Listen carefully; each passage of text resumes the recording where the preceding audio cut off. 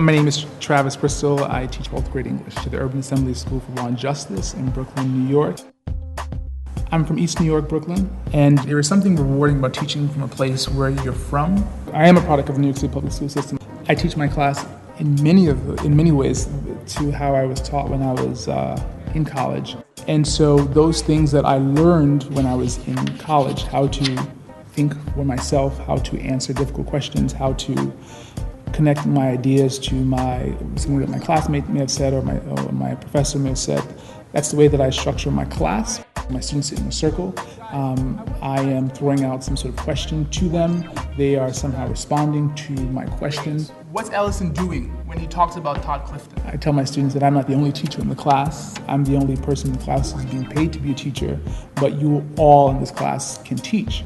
I can say honestly that I'm learning something from my students about the world or about their perception of the world. When authors write, they're just commenting on what they see in society. And so when I teach a text, I'm able to have conversations about anything really in society, as long as I can link it to the text. I have the opportunity to expose students to Shakespeare. I have the opportunity to expose students to Ralph Ellison. And so I can go from one day talking about Iraq, I can go to talking about something happening on global warming, desegregation, whatever, because books are just social commentaries. And so I can comment about society all the time. This community is an economically disadvantaged community. And every day when I look across the street, I see a housing development, I recognize that if my students are not prepared to move from those types of places, those types of situations, those types of circumstances, that if I'm not preparing them, then that's where they're going to return. The statistics are 60% of Black and Latino males who do not graduate from high school end up in jail. If I know that is the cycle, then when I teach NYC, my job, my moral obligation is to break that cycle. And I think education is the only place. Education is the equalizer in this country. I don't think when I started teaching, I thought about what it meant to be a teacher of color, right? I just wanted to be a teacher because I enjoyed teaching and reading books and talking about books. As I began to teach, I recognized that many of my students saw me first as a person of color and then as a teacher. And so that somehow changed the dynamic. So whether I wanted to be seen as a teacher, without skin color, without ethnicity, my students saw me as that.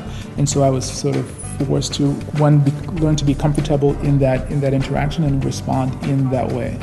If I recognize that I want my students to be able to walk into a boardroom or to an office and feel comfortable in that, I think that I need to learn how to model that within myself. So this path, this journey that I've come on has in many ways been because my students have forced me to see myself this way, and so in many ways I've learned that I need to sort of play this role. I do believe that every day that I leave here that I'm doing something that somehow forces my students to think about the world differently, that forces my students to want to aspire to something greater than they aspired to the day before.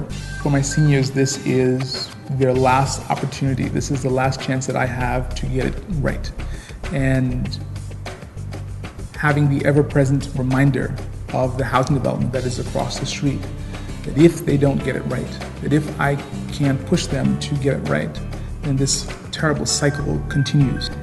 I teach NYC because I have a job as a citizen to make the world a better place. If I could say one thing to someone thinking about coming to teach in New York City, I would say, come. There is no city like New York City.